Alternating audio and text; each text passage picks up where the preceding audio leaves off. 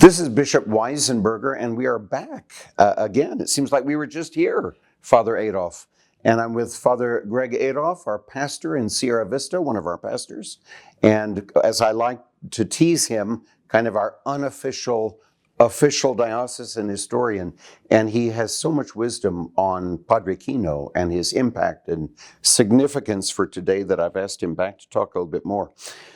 As Catholics, I want to hear a little bit more about Padre Kino, Venerable Padre Kino's style of evangelization, how he shared the gospel with the local people, and especially if you have any insights, why it was they responded so incredibly to him. Thank you, Bishop. That the style of evangelization, quite simply, was an embracing of the people. As he wrote these rules, he wrote the rules for missionaries, reflecting on the martyrdom of a young Jesuit convert, Father Seeta in Caborca. He wrote the biography of Padre Seeta, and he put his own ideas in there and gave Seeta the credit. But he talks about the style of engagement, which is very interesting, and he talks about a genuine zeal for souls, that becomes... I sometimes fear we've lost that. Even our current Pope, he talks about this desire to just take care of those who are around us now, without looking out into the world and wanting to save souls. That's so critical. I fear we've lost that sometimes, but I interrupted. Continue on, please. Well, no, that's exactly it. That worldview that says the whole world is the field of evangelization. Every human being matters. You know, when Pope St. John Paul II was here in Phoenix in September of 1987 and spoke to the Native American Catholic Convention, the gathering of Native American Catholics, he made a wonderful talk about Kino, mentioned Kino, but talked about, with apologies for what was done wrong, for the cultural imperialism, for the harm done to your cultures, he told those gathered, you have to remember, these men came because they wanted you to hear the gospel of Jesus Christ. Most of them left very good teaching positions, very comfortable lives in Europe, and went to the edges, to the rims of Christendom, in order to share the good news with this incredible desire that every person hear the good news. And yes, I think that's why it's difficult for us in the 21st century, even as Catholic Christians, to understand the kind of zeal that animated the Jesuit fathers in Canada to experience what they did. Robert de Nobile in India, Matteo Ricci in China, Kino and others here in our desert Southwest. That this was really and of course we're never in any way diminishing the suffering of people who were harmed along the way. Absolutely. And that's a wound that we carry with us always. But I think you're right, and Pope St. John Paul II, they did certainly have a point. They came out of a love for humanity, a love for these people that they wanted to share their greatest treasure with. The Pope also made the observation, you can tell it's the real gospel because it's perdured. Your people are still living the gospel and living the truth of the gospel because those men came to you. Yeah. That's wonderful. He was known for doing some extraordinary things in order to serve his people. Any particular examples? He made a 1,000-mile horseback ride to Mexico City in order to secure the protection of the natives against enslavement. Really? There were laws in place, but they were not always enforced. He made the trip to Mexico City in order to make certain that he could bring back documents that forbade the enslavement of natives in the mines or the ranches. Was there any pushback from the Western, as we think of, world at that time? There was some pushback among those who would exploit the natives in that way, but Padre Kino's ability as a peacemaker among the tribes themselves, we forget that he was a great bridge builder between the native peoples who were here and not always at peace with one another. He's the one that got them to the same table, let them sit at the same campfire with him. And the Spanish military recognized his ability to do that and to keep peace on the frontier.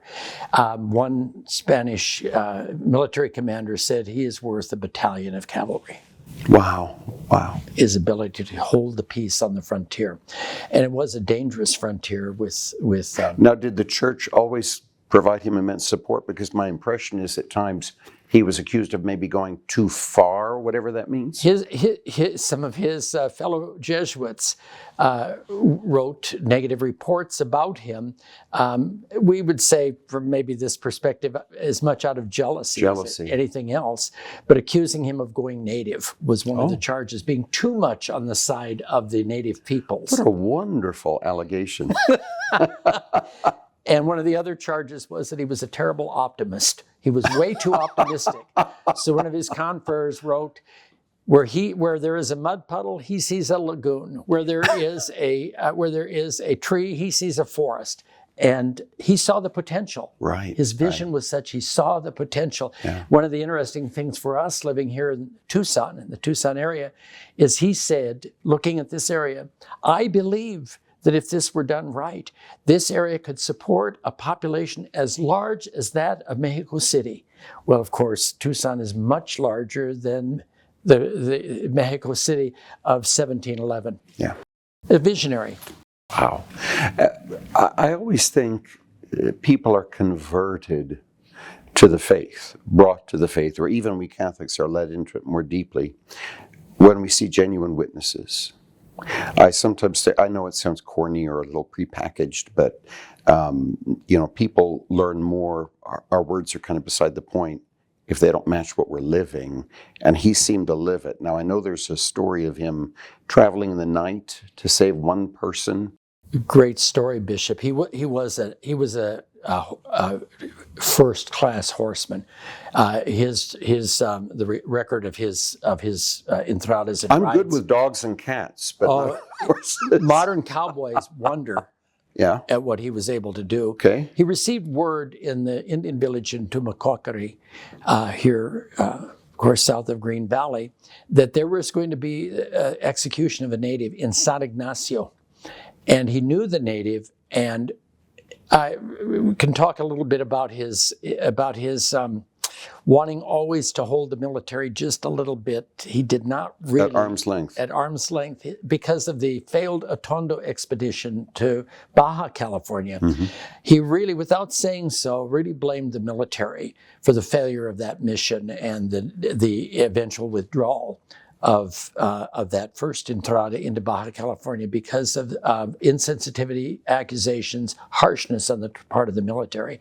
So he comes in with a little bit of if you will, a kind of a disposition to take the natives' word. Yes. So he mounted up and he rode 70 miles across this desert, mostly at night, and he got into San Ignacio early enough the next morning that he was able to stop that execution and get that whole mistrial halted. And it's remembered 300 years later. It's remembered 300 years later. Isn't that powerful? This, when he writes again his missionary kind of goals and ideals and puts them in the mouth of Father Seata, his young confrere, he says they have to know we care about them. They have to know that care is real. You have to be willing to work with them. Resonates with me, Bishop, in some way. Pope Francis is, the shepherd has to smell like the sheep. Yes. If there was work to be done, Padre Kino was there teaching, working, interacting. Again, this great collaboration with the native population. Wow, incredible. Well, Father Greg, this is very insightful. I always think of him from that statue not far from here on horseback.